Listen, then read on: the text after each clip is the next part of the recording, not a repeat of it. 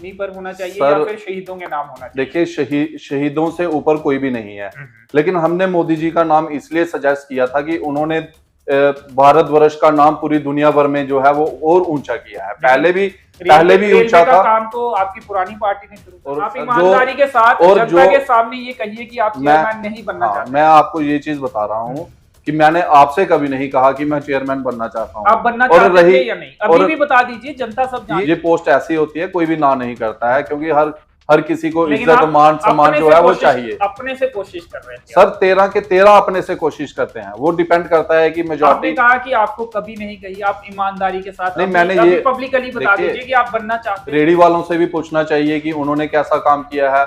जो लोग बंदरों द्वारा सताए गए हैं, आपको उनको भी पूछना चाहिए कि चेयरमैन साहब ने कैसा काम किया है। और जो लोग मवेशियों से परेशान है, आपने उनसे भी पूछना चाहिए कि वो कैसा काम कर रहे हैं। एक तो मवेशियों के मामले में जो है म्युनिसिपल काउंसिल नाकाम रही है, और एक बंदरों के मसले में भाजपा में खुश हैं? बिल्कुल सर, मैं बहुत खुश हूँ भारतीय जनता पार्टी में, क्योंकि नाखुश वो आदमी होता है जिसको किसी चीज का लालच हो। ये आपको पता नहीं किसने कहा, लेकिन इज्जत जो है, पहले तो आपने ही कहा कि कुछ पोस्ट आपको नहीं दी गई, फिर आपने कुछ इंटरव्यू दिए, उसमें अपना गुस्से का इजहार किया, उसके बाद आपको एग्जीक्यूटिव मेंबर। नहीं, मैंने कभी पोस्ट ना पार्टी से मांगी। जब मैं कांग्रेस में था, मैंने तब भी किसी से पोस्ट नहीं मांगी। अगर बदलाव है तो चुनाव क्यों नहीं हो रहे? आखिर लोगों के लोकतांत्रिक अधिकारों को क्यों छीना जा रहा है? देखिए, हम भी चाहते हैं चुनाव हो और जल्दी हो। कंट्रैक्टर ने जिसने काम लिया हुआ है, तो उन्होंने सड़क जो है वो सारी उखाड़ के रख दी हुई है, जो मेरी सोच के हिसाब से गलत है। उनको उतना ही पोर्शन हटाना चाहिए था जितना पोर्शन वो साथ साथ में करते जाएं, और जब वो कंप्लीट होने वाला हो तो फिर अगले पोर्शन को छेड़ें। तो इसके लिए पब्लिकली आप आवाज उठाते हुए भी नहीं दिख रहे हैं? नहीं, ऐसा नहीं। पार्टी ने मुंह बंद किया हुआ है कि पार्टी के खिलाफ जाएगा तो नहीं। मेरा वार्ड शेड्यूल पास के लिए आप कहीं और से इलेक्शन लड़ेंगे? पार्टी डिसाइड करेगी। वैसे मैंने भी मन बनाया हुआ था दूसरे वार्ड से लड़ने के लिए। पार्टी डिसाइड नहीं करती है आपका नाम, तो क्या करेंगे? देखिए, मैंने आपको ये चीज बताई कि मैंने डिसाइड किया हुआ था। डिसाइड क्या मतलब, सोचा हुआ था कि इस वार्ड से लड़ेंगे, और पार्टी तक अपना मैसेज पहुंचाया था।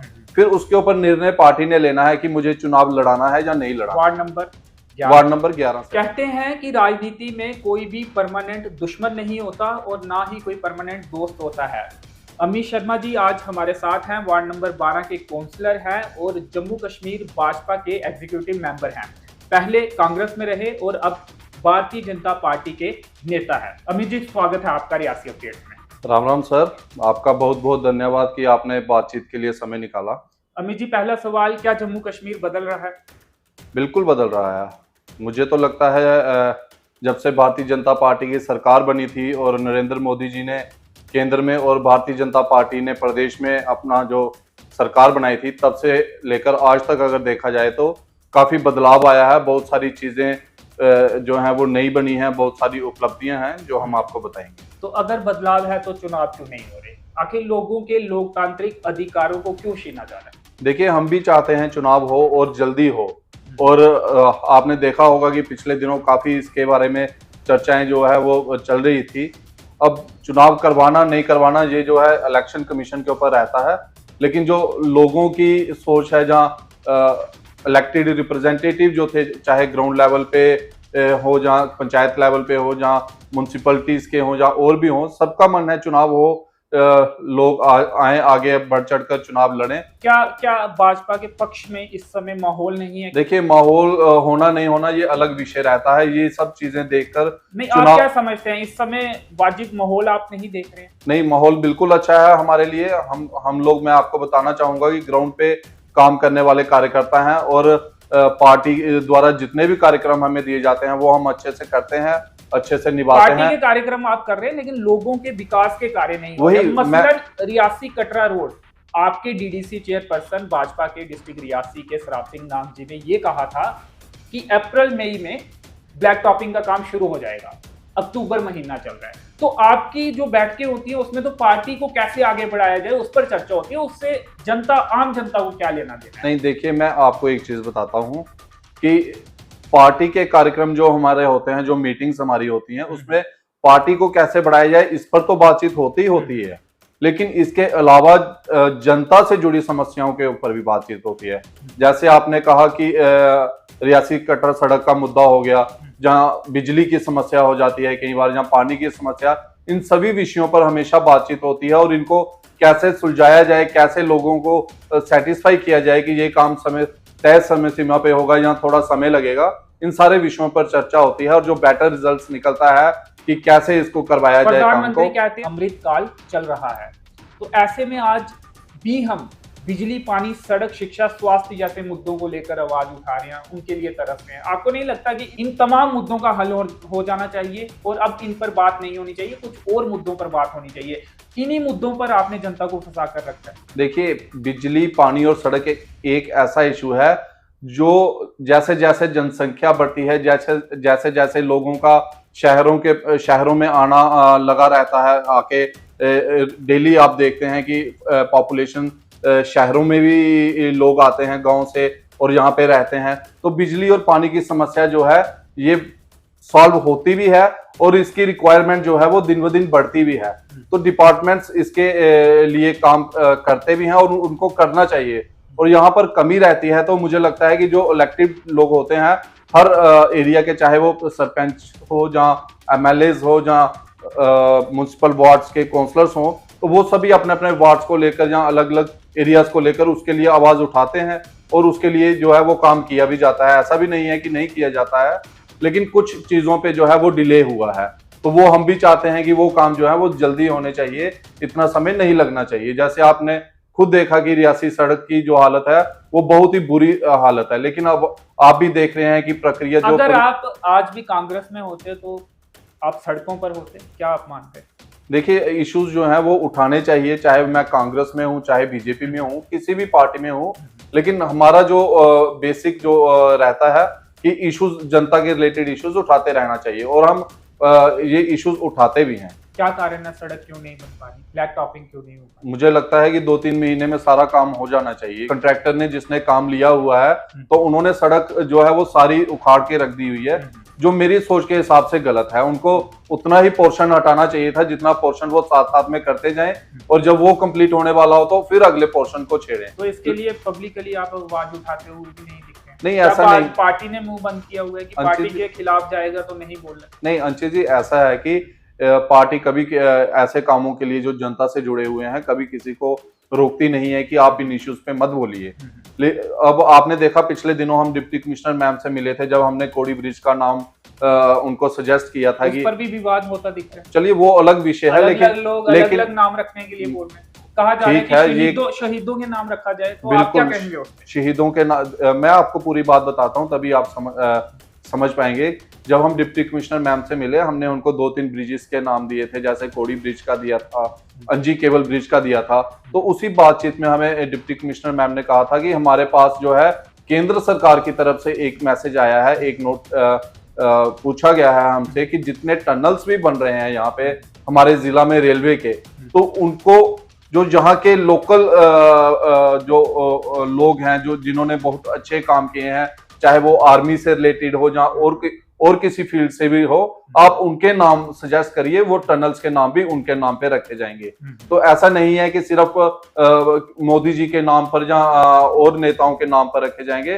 और लेकिन आपने कहा कि प्रधानमंत्री नरेंद्र मोदी जी के नाम से जो चिनाब कोड़ी ब्रिज है, रेलवे का सबसे वर्ल्ड का ऊंचा ब्रिज, उसका नाम रखा जाए, आज भी कायम है, उन्हीं पर होना चाहिए या फिर शहीदों के नाम होना चाहिए? देखिए, शहीदों से ऊपर कोई भी नहीं है, लेकिन हमने मोदी जी का नाम इसलिए सजेस्ट किया था कि उन्होंने भारतवर्ष का नाम पूरी दुनिया भर में जो है वो और ऊंचा किया है। पहले भी ऊंचा था। काम तो आपकी पुरानी पार्टी ने शुरू करवाया। सर, कोई भी पार्टी करवाए, विकास होना चाहिए, डेवलपमेंट होनी चाहिए, अपने भारतवर्ष में डेवलपमेंट होनी चाहिए। General Zorawar Singh memorial charitable trust जो है रियासी के, जिसके मेंबर हैं ज्यादातर, उनका ये कहना था कि जनरल जोरावर सिंह जी के नाम पर उस ब्रिज का नाम रखा जाए। वो राजनाथ सिंह जी से मिले भी थे, रक्षा मंत्री जी से दिल्ली में, और इस बात की मांग भी उन्होंने की। देखिए, हमने एक सुझाव दिया था, ना कि हमने कोई जबरदस्ती तो हम किसी से कर नहीं सकते।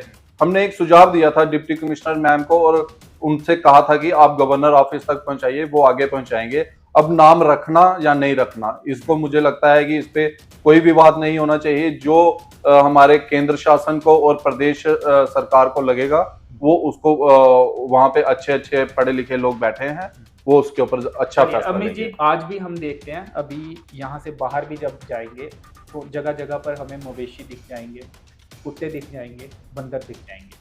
तो ये समस्या अभी तक हल नहीं हुई है। इस पर ऐसा भी लगता है कि कुछ काम नहीं किया गया है और ना ही कोई मंशा रही है इस मुद्दे को हल करने को लेकर। गोबर जो है वो सड़कों पर आसानी से देखा जा सकता है, मवेशी जो है सड़क के बीचों बीच बैठे हुए देखे जा सकते हैं आसानी से। तो क्या मंशा नहीं थी, करना नहीं चाहती थी एमसी रियासी में भाजपा है, तो क्यों आखिर? और अगर अगली बार जब आप वोट मांगने जाएंगे तो ये मुद्दे तो आप हल नहीं करवा पा रहे, तो वोट कैसे मांगे? देखिए, ऐसा है, आपने बिल्कुल सही कहा कि एक तो मवेशियों के मामले में जो है म्युनिसिपल काउंसिल नाकाम रही है और एक बंदरों के मसले में मैं खुद कहूंगा। अभी मैं आपका इंटरव्यू करने आ रहा था तो मुझे एक फोन आया कि एक ही कुत्ता एक ही महिला को बार बार उसने पिछले कुछ महीने में काटा है और रामगली में 2 दिन में 2 केस हो गए थे। हाँ, तो इस तरह के केस जो हमारे सामने भी नहीं आते होंगे, कितने केस हो गए। कुत्तों का मसला भी है, आवारा कुत्तों को छोड़िए, बंदरों के मसले पे मुझे भी हफ्ते में जरूर 2 फोन आते हैं और जो कोई मिलता है वो भी बात करता है। तो क्योंकि वादा आपने भी किया। हाँ बिल्कुल, आपने ही इंटरव्यू लिया होगा उस समय भी, और मैंने वादा किया था, मैं नहीं इस बात से मुकर रहा कि मैंने नहीं किया, लेकिन जो वादे मैंने किए थे मुझे लगता है कि कोशिश मेरी रही कि मैं ज्यादा से ज्यादा काम करके अपने वार्ड के लोगों को और वार्ड से बाहर निकल के भी जो लोग हमसे अप्रोच करते हैं उनके मसले हल कर सकें। लेकिन हाँ, इस मसले में मैं खुद कहूंगा कि एक आवारा मवेशी और बंदरों के मसले में जो है म्युनिसिपल कमेटी काम नहीं कर सकी। शुरुआत की थी म्युनिसिपल कमेटी ने आवारा मवेशियों के लिए, लेकिन वहां पे कुछ इश्यूज ऐसे बने, जैसे एक गाय माता जो है वो नहीं रही थी वहां पे, उस कारण कुछ इश्यूज बने थे, तो इन्होंने उसके ऊपर काम नहीं किया उसके बाद, जबकि करना चाहिए था। और इसके अलावा भी गौशाला बनी हुई है ज्योतिपुरम में, जहाँ अलग अलग जगह पे, तो इसके लिए इनिशिएटिव जो है, देखिए हम हमेशा जब हमारी मीटिंग होती है म्युनिसिपैलिटी की, हम वहां पर अपनी बात रखते हैं, लेकिन अंतिम फैसला जो होता है वो चेयरमैन साहब इस मुद्दे पर बात रखते हैं आप हर बार तो नहीं, लेकिन मोस्टली मीटिंग्स में इस बात पे, इस इशू पे बात होती है और अंतिम फैसला जो होता है वो चेयरमैन साहब ने लेना होता है। तो अगर मुझे लगता है, जैसे वो बोलते हैं कि गौशाला वालों को कुछ खर्चा देना पड़ता है, तो इतना सा खर्चा म्युनिसिपल कमेटी भी निकाल सकती है। ऐसा नहीं है कि अगर साल में अगर आपको 2-3 लाख रुपया देना पड़े या 20-30 हजार रुपया महीने का गौशाला को देना पड़ेगा घास के लिए या रख रखाव के लिए, तो कोई ये ज्यादा अमाउंट नहीं है। और हमने उनको सजेस्ट भी किया था, लेकिन फैसला आके जो है लास्ट में उनके ऊपर, जहाँ एग्जीक्यूटिव ऑफिसर जो है उनके ऊपर अटकता है। ओवरऑल देखें तो फेल रही है, कोई ऐसी मंशा हाँ बिल्कुल, नहीं मंशा तो मैं नहीं कहूंगा, क्योंकि जब एक बार कोशिश की गई थी, लेकिन जब हम कोई भी काम करते हैं तो ऐसा तो नहीं है कि हमें उसमें पहली बार में ही सफलता मिलती है, कई बार असफलता का भी सामना करना पड़ता है। लेकिन जब असफलता मिलती है तो हमें उस काम को और अच्छे तरीके से करने के लिए कुछ रास्ते निकालने पड़ते हैं, जो मुझे लगता है हम लोग जब म्युनिसिपल कमेटी नहीं निकाल पाई। तो अब मुझे लगता है कि दोबारा से इस इशू को जो है वो चेयरमैन साहब ने एड्रेस करना चाहिए। अभी भी समय है हमारे पास। कितना समय बचा है? मेरे हिसाब से तो 3-4 महीने हैं। जाते जाते ये काम सब हो जाने चाहिए। आपको लगता है ये इंपॉर्टेंट मुद्दे हैं, इन पे काम देखिए, 2 शुरुआत कम से कम आवारा मवेशी जो है इसका मसला हल होना चाहिए, और बंदरों का इशू, क्योंकि ये आवारा कुत्तों को आप इतनी संजीदगी से नहीं ले रहे हैं, काफी गंभीर मुद्दा है वो भी, क्योंकि आप किसी भी चौक में रात को चले जाएं तो वो बाइक के पीछे, आपके गाड़ी के पीछे जरूर रहे। कुत्तों का भी जो आप बोल रहे हो, इस इशू को भी एड्रेस करना चाहिए कमेटी ने। जी चलिए अमित जी, हमने देखा कि एमसी रियासी के चेयरमैन, ऐसा लगता था कि आप बनना चाहते हैं, विश्वास प्रस्ताव भी आप लेकर आए, नहीं बन पाए, मलाल है ना। तो मैंने कभी आपसे ऐसा कहा कि मैं चेयरमैन बनना चाहता हूँ, और आप ईमानदारी के साथ और जनता के सामने ये कहिए कि आप चेयरमैन नहीं बनना चाहते। मैं आपको ये चीज बता रहा हूँ कि मैंने आपसे कभी नहीं कहा कि मैं चेयरमैन बनना चाहता हूँ। आप बनना चाहते थे या नहीं, अभी भी बता दीजिए, जनता सब जानती है। ये चीजें तब डिसाइड होती हैं अंशी जी, जब आप एक काउंसलर बन के आते हैं तब डिसाइड होती हैं, और वो भी पार्टी डिसाइड करती है। मुझे लगता है कि अगर 13 पार्षद जीतेंगे ना, तो 13 में से कोई एक भी, अगर आप किसी को भी चेयरमैन बनने के लिए बोलेंगे तो कोई भी ना नहीं करेगा। ये पोस्ट ऐसी होती है, कोई भी ना नहीं करता है, क्योंकि हर किसी को इज्जत, मान, सम्मान जो है वो चाहिए। अपने से कोशिश कर रहे हैं सर, 13 के 13 अपने से कोशिश करते हैं, वो डिपेंड करता है कि मेजॉरिटी। आपने कहा कि आपको कभी नहीं कही, आप ईमानदारी के साथ नहीं, मैंने ये पब्लिकली बता दीजिए कि आप बनना चाहते थे या नहीं। मैंने इच्छा थी जब मैं कांग्रेस में था, तो अगर हमारी मेजॉरिटी आती उस समय, तो जरूर हम कोशिश करते, क्यों नहीं करते। कौन चाहता है कि हम अपने एरिया के लिए जो हमारी सोच है, जो हमारा विजन है, वो हम लोगों तक ना पहुंचाएं काम करके। सुदेश पुरी जी जो काम कर रहे थे वो सही नहीं? नहीं, उन्होंने काम किया है और आपको जनता की भी राय लेनी चाहिए कि उन्होंने कैसा काम किया है और कैसा करना चाहिए था। आपको रेडी वालों से भी पूछना चाहिए कि उन्होंने कैसा काम किया है। जो लोग बंदरों द्वारा सताए गए हैं, आपको उनको भी पूछना चाहिए कि चेयरमैन साहब ने कैसा काम किया है। और जो लोग मवेशियों से परेशान हैं, आपने उनसे भी पूछना चाहिए कि वो कैसा काम कर रहे हैं। जी चलिए, कांग्रेस में ज्यादा इज्जत मिलती थी या फिर भाजपा में आने के बाद ज्यादा इज्जत मिलती है? ये क्योंकि ये कहा जा रहा है कि ज्यादा तवज्जो नहीं दी जा रही आपको। ये आपको पता नहीं किसने कहा, लेकिन इज्जत जो है, पहले तो आपने ही कहा कि कुछ पोस्ट आपको नहीं दी गई, फिर आपने कुछ इंटरव्यू दिए, उसमें अपना गुस्से का इजहार किया, उसके बाद आपको एग्जीक्यूटिव मेंबर। नहीं, मैंने कभी पोस्ट ना पार्टी से मांगी। जब मैं कांग्रेस में था, मैंने तब भी किसी से पोस्ट नहीं मांगी। तब भी जितना काम करते थे और काम को ही सम्मान मिला था। और आज भी जो काम करते हैं, लोगों द्वारा उस काम को अप्रिशिएट किया जाता है। और अगर कहीं पे गलती करते हैं तो हम लोगों से ये भी कहते हैं कि अगर हम कहीं पे गलत हैं, आप हमें ये भी बताइए कि हम क्या गलत कर रहे हैं, क्योंकि हम भी एक आम आदमी हैं, हमसे भी गलती होती है और गलती करते भी हैं। अगर कहीं पे गलत करते हैं तो लोगों को आगे आकर जो हमारे वेल विशर्स हैं, वो हमें बताते भी हैं कि आपको ऐसा नहीं करना चाहिए था। तो जब आप भाजपा में आपने ज्वाइन किया, तब किसी ने बताया कि ऐसा नहीं करना चाहिए? नहीं, मुझे लगता है कि मुझे पूरी कॉन्स्टिट्यूएंसी से और पूरे जिला से ये फोन आए थे। जो मेरे दोस्त थे या मेरे से सीनियर लोग भी थे, जो वेल विशर्स थे हमारे, उन सभी ने मेरे इस कदम को सराहा है। और मैं भारतीय जनता पार्टी में आके बहुत खुश हूँ। खुश हैं आप? मैं यही सवाल करने वाला था कि भाजपा में खुश हैं आप? बिल्कुल सर, मैं बहुत खुश हूँ भारतीय जनता पार्टी में, क्योंकि नाखुश वो आदमी होता है जिसको किसी चीज का लालच हो, जिसको पोस्ट का लालच हो, जिसको किसी पद का लालच हो।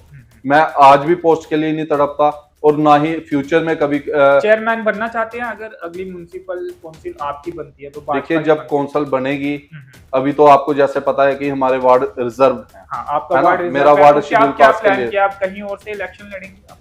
पार्टी डिसाइड करेगी। वैसे मैंने भी मन बनाया हुआ था दूसरे वार्ड से लड़ने के लिए। अगर पार्टी डिसाइड नहीं करती है आपका नाम, तो क्या करेंगे? देखिए, मैंने आपको ये चीज बताई कि मैंने डिसाइड किया हुआ था। डिसाइड क्या मतलब, सोचा हुआ था कि इस वार्ड से लड़ेंगे और पार्टी तक अपना मैसेज पहुंचाया था। फिर उसके ऊपर निर्णय पार्टी ने लेना है कि मुझे चुनाव लड़ाना है या नहीं लड़ाना। वार्ड नंबर 11 से हम चुनाव लड़ना चाहते हैं। जी बिल्कुल। ताल ठोक रहे हैं आप? नहीं, ताल नहीं ठोक रहे हैं। इलेक्शन होगी तो इलेक्शन लड़ेंगे ना? हाँ बिल्कुल, इलेक्शन जब आएगी तो जरूर लड़ेंगे। जी चलिए, शुक्रिया हमसे बातचीत करने के लिए। तो अमित शर्मा जी हमारे साथ बातचीत कर रहे थे और कई सारे सवालात हमने इनसे पूछने की कोशिश की और इन्होंने अपने हिसाब से उनका जवाब दिया। फिलहाल इस इंटरव्यू में इतना ही। मुझे दीजिए अनुमति। धन्यवाद।